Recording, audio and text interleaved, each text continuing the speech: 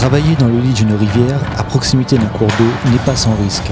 Les compagnons chargés de la construction du nouveau pont de la rivière des Galets en ont parfaitement conscience. Et la rivière des Galets coule très fort.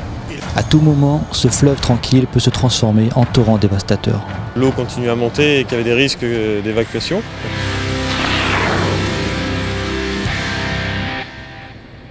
Le mois de novembre à La Réunion annonce le début de la saison cyclonique. Au port, sur le chantier du futur ouvrage d'art, Sandrine est en charge de la sécurité des hommes et des machines. Pour elle, cette saison est synonyme de risque accru. Son téléphone, elle ne le quittera plus.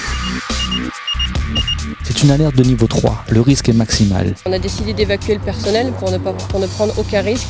Et voilà, mettre le personnel au point de rassemblement, faire un comptage et mettre le personnel en sécurité. Les premières alertes, on a un temps qui est quand même assez conséquent, d'environ 2 heures.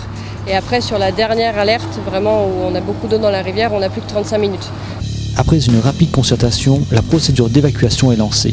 À 500 mètres des bureaux, le chef de chantier donne l'ordre d'évacuer. Le chronomètre est lancé.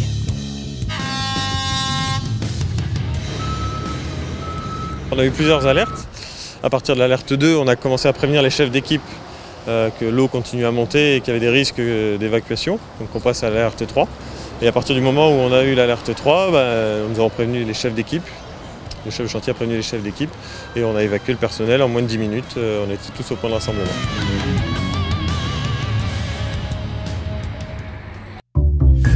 Pour comprendre le processus d'alerte, il faut se rendre sur le site du Colorado. D'ici partent toutes les informations.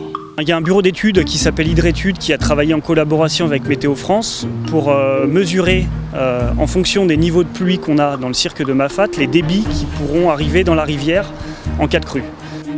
Pour tenir les délais, le chantier ne doit jamais s'arrêter. Pour faire face à la montée des eaux et maintenir un niveau de sécurité sur la zone des travaux, un chenal a été creusé. Il est dimensionné pour absorber des crues cycloniques. Il a été réalisé au mois de juillet. Et le but de ce chenal-là, c'est vraiment de canaliser l'eau, le bras vif, et en cas de crue, de canaliser les crues jusqu'à 200 mètres cubes seconde.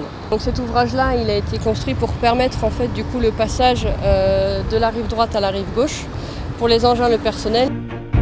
Ce n'était qu'un exercice d'alerte, un entraînement au bon réflexe à adopter dans une rivière qui peut rapidement se transformer en torrent.